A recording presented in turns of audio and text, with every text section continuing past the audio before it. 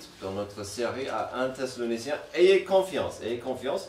Alors ça implique qu'à un moment donné, il va y avoir un manque de confiance, un problème. Et on va commencer de voir ça après un chapitre rempli de joie et de bénédiction et d'encouragement aujourd'hui. Malheureusement, on va entrer dans cette notion de besoin de la confiance et d'être encouragé. Alors, ça ne se voit pas, mais la plupart de mon enfance était vécue pendant la guerre froide, au moins pendant ces 15 dernières années. Alors, pendant cette période, j'ai vite compris que dans certaines parties du monde, il existait des endroits où la réalité, sinon la vérité, entre guillemets, c'était des concepts aléatoires et flous pour ceux qui y vivaient. La vérité, ce n'était pas ce que tu pensais, mais ce que les autorités disaient. Entre ce que l'État disait était la vérité, et entre ce que l'État faisait à certains s'ils essayaient de dire une autre version de choses, c'était une période intéressante. Il y avait tellement d'histoires et des témoignages à l'époque des gens qui étaient punis sévèrement s'ils critiquaient le gouvernement ou la vie quotidienne sous l'emprise du système en place. Ce que le gouvernement disait était immuable, et si quelqu'un osait dire autrement, il risquait de passer du temps dans des endroits charmants comme la Sibérie, par exemple. Cette même idée devient évidente dans le livre de George Orwell, 1984. Il illustre profondément la notion que la vérité dépend sur des autorités. Qui aurait lu ce livre? Pas beaucoup. Oh, c'est intéressant, surtout de voir comment l'histoire change selon les autorités. La vérité du jour. Alors, peut-on... voilà. Oui, donc la vérité n'est pas seulement ce que quelqu'un décide, mais si vous allez contre la vérité du jour, vous risquez un grave danger dans cette histoire. Peut-on se fier à ce qu'un porte-parole dit? Ou comment peut-on se fier à ce qu'un porte-parole, un messager, un vendeur dit? Il est parfois trop facile de taquiner des politiciens, on n'est pas là pour ça. Il y en a beaucoup qui n'inspirent pas énormément de confiance, par contre, aux gens. Il y a une blague qui existe probablement depuis toujours, mais elle est recyclée tout le temps. Quand j'étais à la fac, je l'entendais souvent. Comment savoir si le président Clinton est en train de mentir? Sa bouche est ouverte. Voilà, et donc c'était recyclé après pour le président Bush, après pour Obama, pour Trump, pour Biden, et maintenant ça va être recyclé encore pour le président Trump. C'est facile parce que la bouche est ouverte. Voilà. Pourquoi je vous parle de tout ça? Parce qu'aujourd'hui, dans notre passage, lorsque nous commençons le 12e chapitre, on verra un changement de cap. Nous avons vu au chapitre 1 que Paul commençait l'épître chaleureusement avec beaucoup de grâce, beaucoup d'encouragement. C'était très sympa. Mais maintenant, il va pivoter vers une défense. Une autodéfense même. Ce que deviendra évident, c'est qu'après le départ de Paul et dans son absence à l'église, il y avait des gens qui se sont introduits dans l'église et commençaient à introduire des faussetés sur Paul. Nous verrons certains de ces thèmes et des sujets dans quelques moments, mais spoiler, ils accusaient Paul de manipuler les gens avec des discours de tripotage et des mensonges. On disait que Paul fabriquait des discours impressionnants pour mentir et de profiter sur autrui. Cela devait être frustrant pour Paul de devoir défendre sa position. Ça devait être une perte de temps presque, de devoir revenir et dire, en fait, écoutez-moi, je suis là pour vous dans l'honnêteté. Il devait défendre sa position, sa personne, son programme. Mais il n'avait pas trop de choix, car il y avait des doutes. Ayez confiance, il y avait des doutes. Car pensez-y, ces gens dans l'Église ont abandonné leur vie ancienne pour l'Évangile, pour Dieu, selon la parole de Paul. Ils ont accepté de suivre Jésus-Christ et de devenir ses disciples. Et maintenant, quelqu'un arrive pour dire, c'était un mensonge et vous l'avez avalé. Vous marchez sur une glace fine et c'est pas bon, c'est dangereux ce que vous faites. Et donc Paul devait revenir pour dire, non, écoutez-moi bien. Alors la question surgira alors, qu'en est-il de nous? Pourquoi on devrait voir ceci? Comment est-ce que ça me regarde moi? Même si Paul devait défendre plusieurs choses, il serait propice pour nous aujourd'hui, en 2024, d'apprendre de la situation.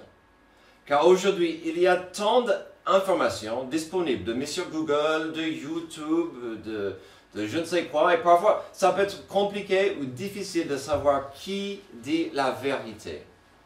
Ou est-ce qu'un tel dit toute la vérité? C'est pas facile. Combien de ce qu'on entend contient de la vérité, mais juste assez pour nous attirer sur une pente savonneuse?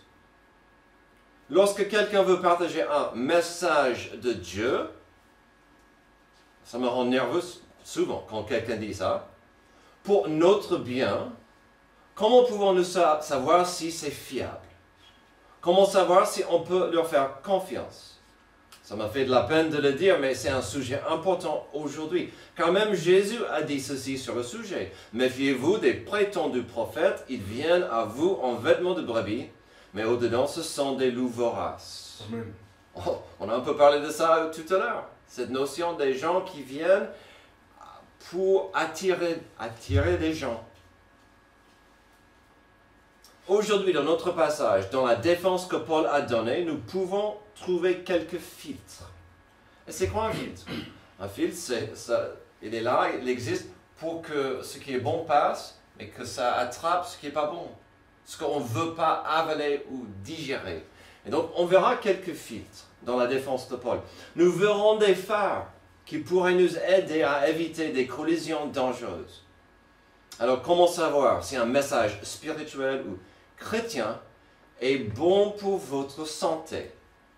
Et bien sûr, quand j'ai dit santé, cela inclut la santé de plusieurs choses. Votre portefeuille.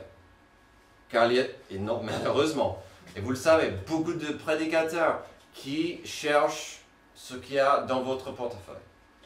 Donc la santé de vos finances, votre santé mentale.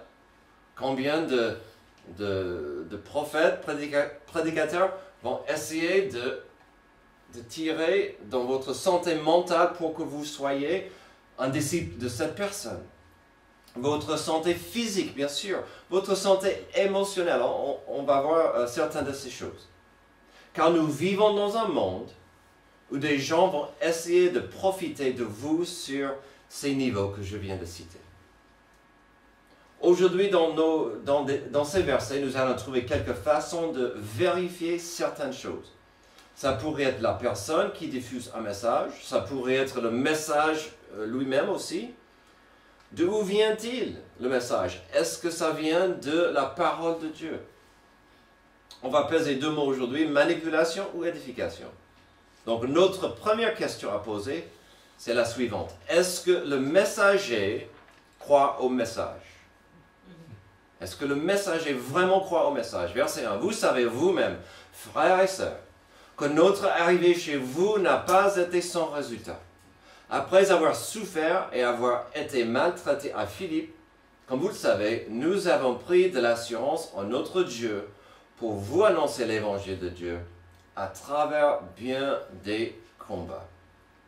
Alors, est-ce que le messager croit au message? Vous le savez, il y a pas mal de vendeurs qui sont doués à vendre. Ils ont des capacités de convaincre des gens souvent à acheter. Un vendeur qui est très, très doué, il va faire en sorte que même si vous n'avez pas besoin de produit X, vous allez dire, mais mince, je vivais sans, mais comment je vivais sans? C'est vrai que j'en ai pas. Non, mais c'est trop cher. Et il va dire, mais si vous achetez produit X, vous pouvez avoir Y et Z aussi. Et ça continue et ça continue. Ils sont très doués. Ils prennent non, pas non pour une réponse. C'est parfois très très compliqué avec un vendeur qui sait ce qu'il fait ou elle fait. Si c'est facile à vendre ou communiquer quelque chose, souvent le messager, le vendeur va continuer. Mais quand des choses tournent mal ou difficiles, si des responsabilités deviennent lourdes et des récompenses deviennent peu abondantes, dans ce cas, il faut de la conviction de ce que je dis ou exprime ou partage, que ça vaut la peine. Il faut parfois, quand c'est difficile, il faut vraiment croire dans le produit X. Et si vous n'avez pas la conviction de ce produit, ben, vous allez trouver d'autres choses. Quand j'avais environ 22, 23 ans, pour la première fois de ma vie, je me trouvais sans emploi, sans argent, et j'aime bien de... Oui, c'était très... Oui, j'ai vu ça. Et j'aime bien manger. C'était difficile. Désespéré, j'ai pris un boulot dans le télémarketing. Oh non, non, non, c'est pas possible. Je n'aime pas le télémarketing. Et en plus, qu'est-ce qu'ils vendaient? Le téléphone, la télécommunication aux gens.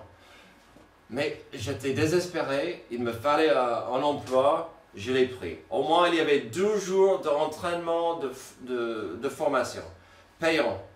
J'ai dit, bon, je prends ces 2 jours, après je vais me lancer au téléphone pour voir si je peux faire ça.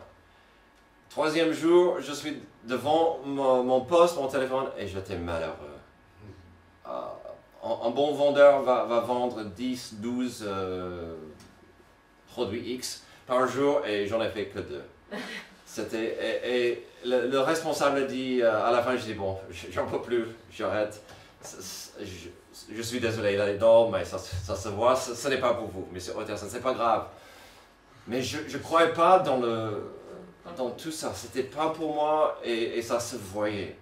Parfois, ça arrive, malheureusement, avec l'évangile ou le côté spirituel ou le message biblique. Ici, nous voyons des premières traces et signes de la conviction que Paul et son équipe avaient pour le message. Les premières phrases du passage ajoutent des détails à cette idée. Mais sans les premières phrases de ce passage, sans elles, nous pouvions comprendre ce qui compte vraiment à la fin du verset 2.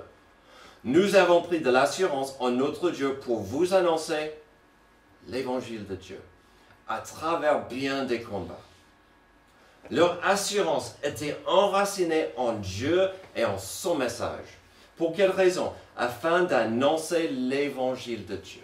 Amen. Et donc, que ça plaît aux gens ou non, qu'ils s'amusaient ou non, il a dit, on est là parce que Dieu nous a appelés et je suis un porte-parole du message, le plus beau message du monde, l'évangile.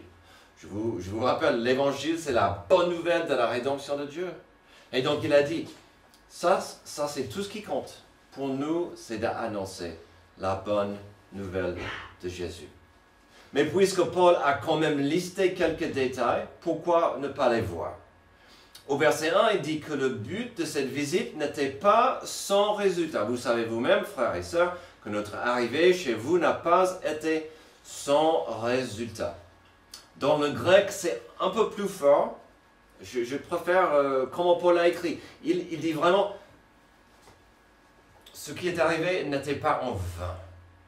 Bon, c'est pas mal de dire sans résultat, mais ce n'était pas en vain. Notre arrivée et ce que vous avez décidé, ce n'était pas pour rien. Ça comptait pour quelque chose de merveilleux. Heureusement, ce n'était pas en vain, car comme il ajoute au verset 2, qu'ils arrivaient de la ville de Philippe et ont souffert là-bas.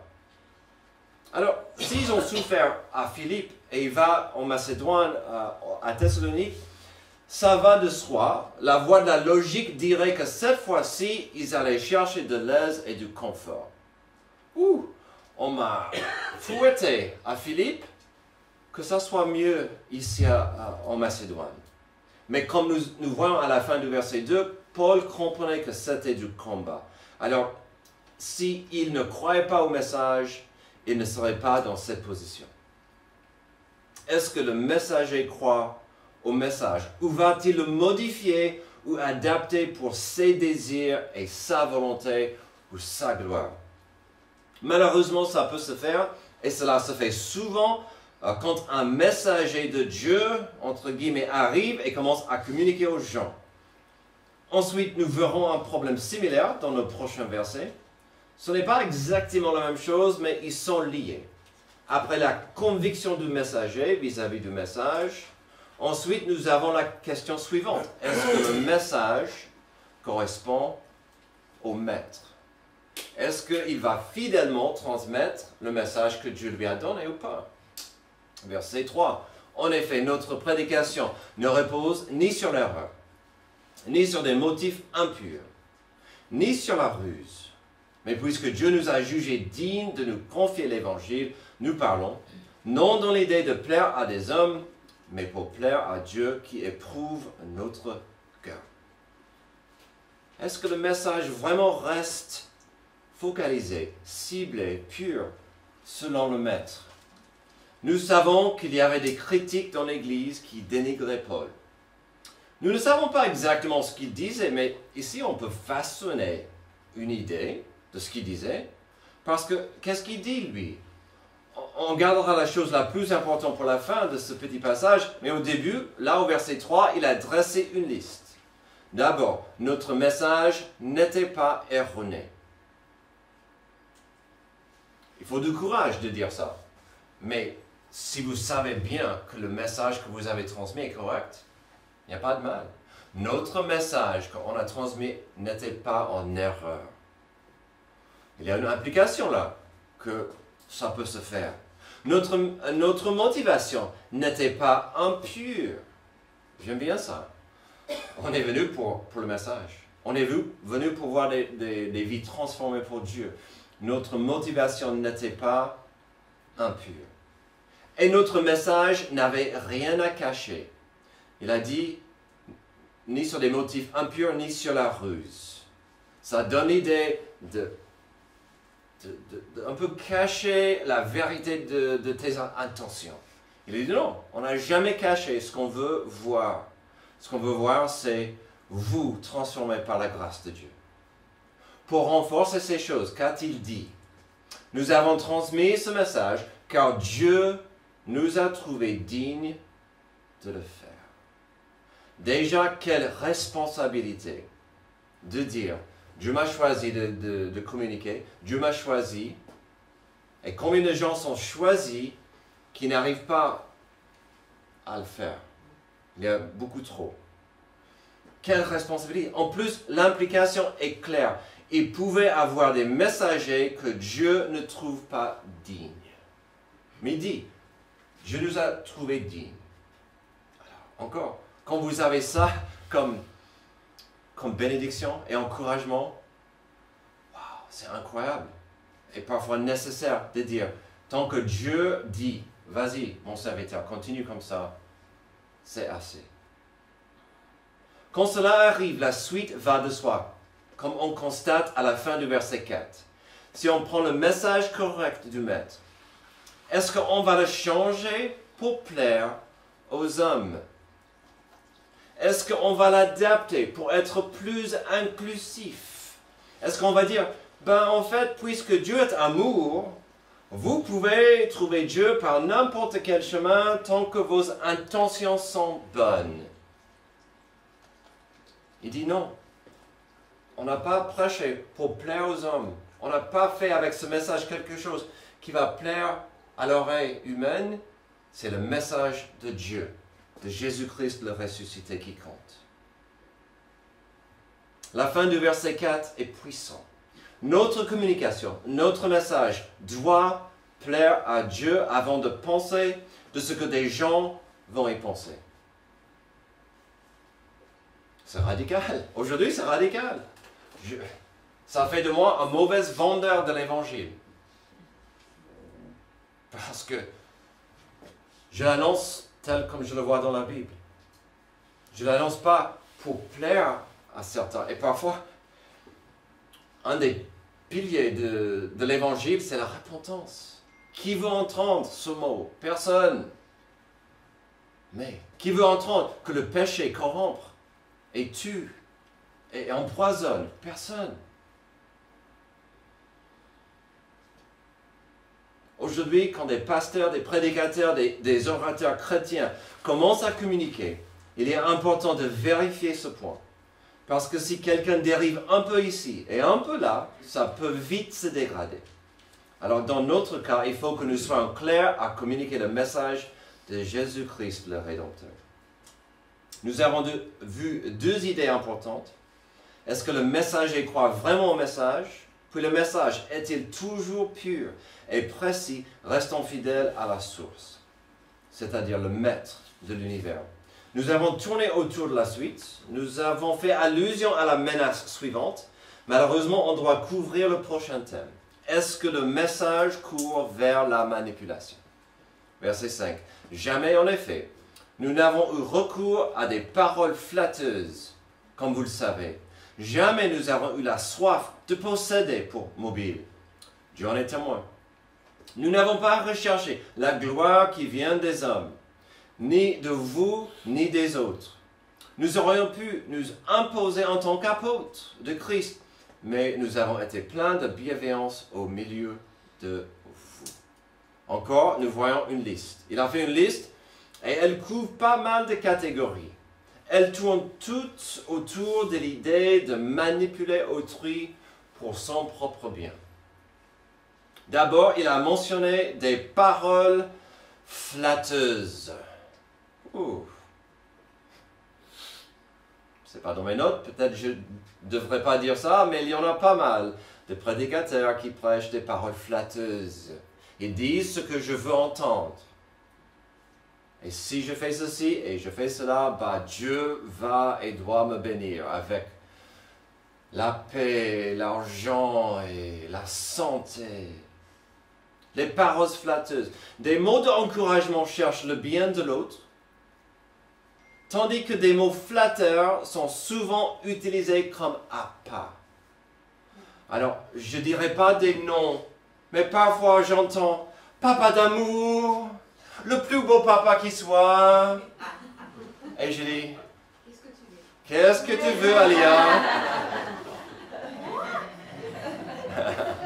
Papa d'amour.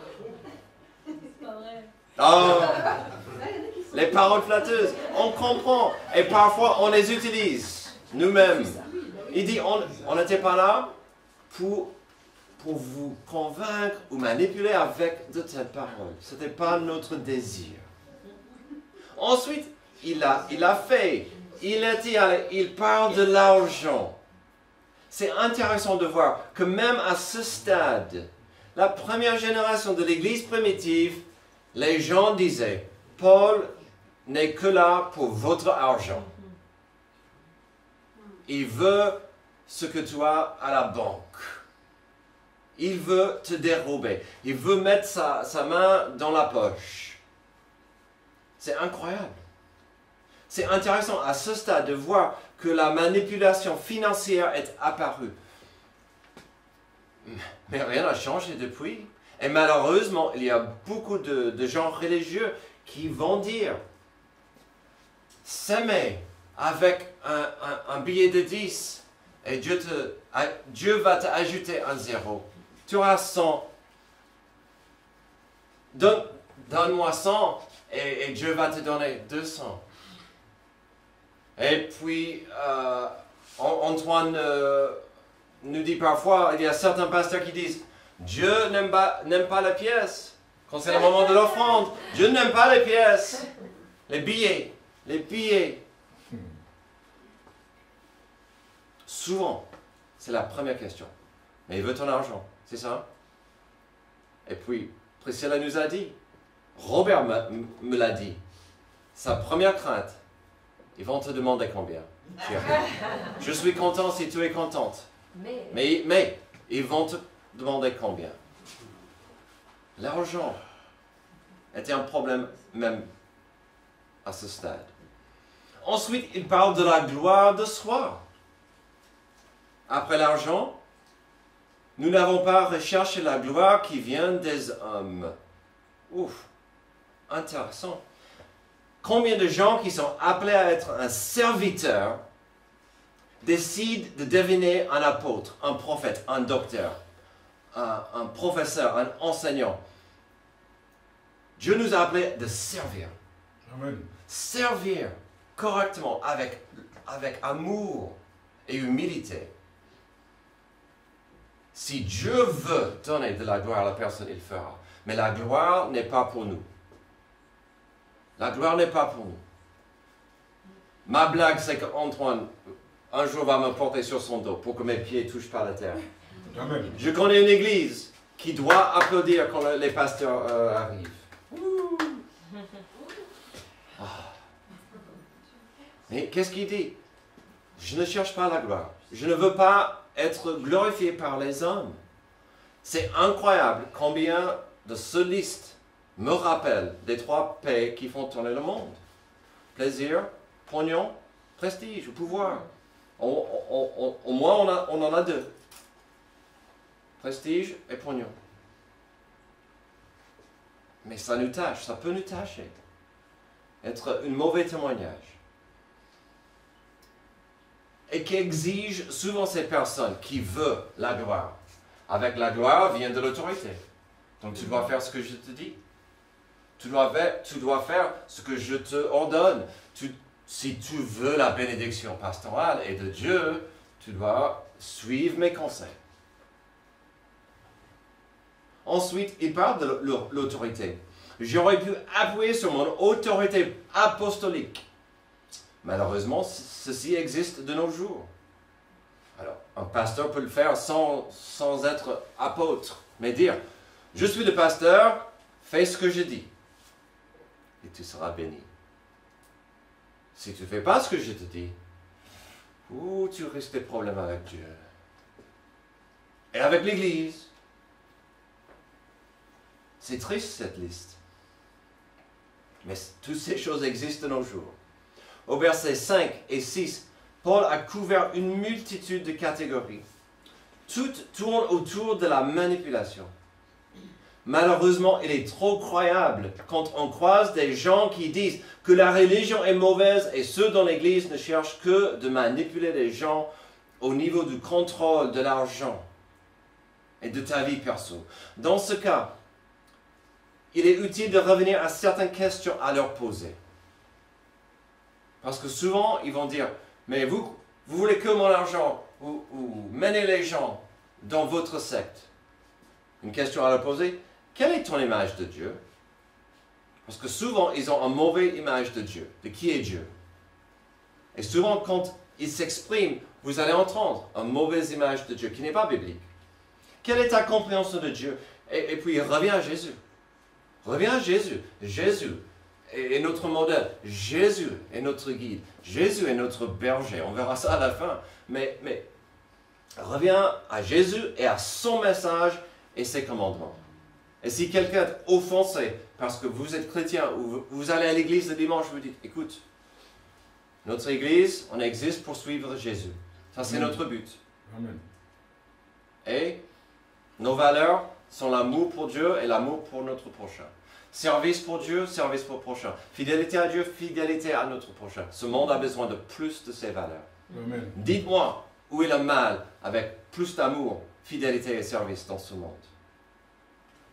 Aujourd'hui, nous avons trouvé Paul en train de défendre plusieurs aspects de son ministère. Mais dans ce passage, nous pouvons apprendre tant de choses sur comment nous pouvons établir des niveaux de protection de ceux qui pourraient essayer de nous séduire. La séduction ayant souvent des aspects d'attirance. Venez à moi, venez à mon église, venez à mon groupe, et vous pourrez faire ceci, vous pouvez avoir cela. Même si Paul simplement voulait se défendre pour aider ces gens, nous pouvons aller un peu plus loin grâce à ce que Jésus en a enseigné. Jésus avait pas mal d'avertissements sur le sujet. Jésus a expliqué beaucoup de choses sur des sujets que nous avons vus aujourd'hui. Il a fait dans des termes de brebis, des bergers et des dangers de ce monde, de cette atmosphère de bergers et de brebis. Jésus a expliqué que comme dans nos 2 premiers points, si un messager n'a pas la conviction profonde du message, ni une relation forte avec le maître, il va éventuellement abandonner le troupeau pour préserver sa propre peau. En Matthieu 7, Jésus expliquait qu'en même temps, la menace de la manipulation est toujours constante et ceux qui cherchent à tordre et manipuler le message sont comme les loups déguisés en habits de brebis. Alors, quelle est la solution? Comment peut-on se défendre de telles menaces? Déjà, il faut connaître correctement le message. Il faut croire dans le message. Il faut être enraciné dans l'Évangile. Et ce que nous avons vu tout à l'heure, Ephésiens 1 à 15, cette notion qu'on est adopté, on est héritier, on est sauvé. Il faut connaître le message.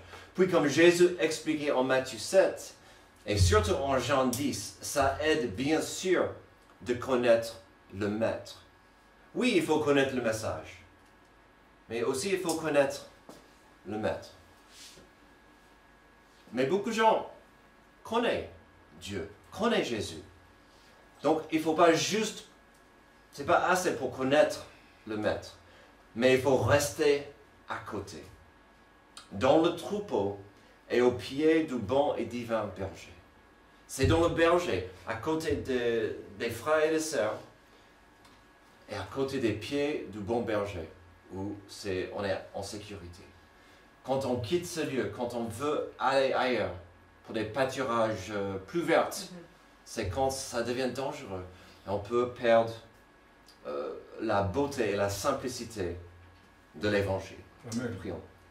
Merci Dieu pour ce passage qui nous aide à rester réveillés, qui nous rappelle l'importance de comprendre où est notre motivation.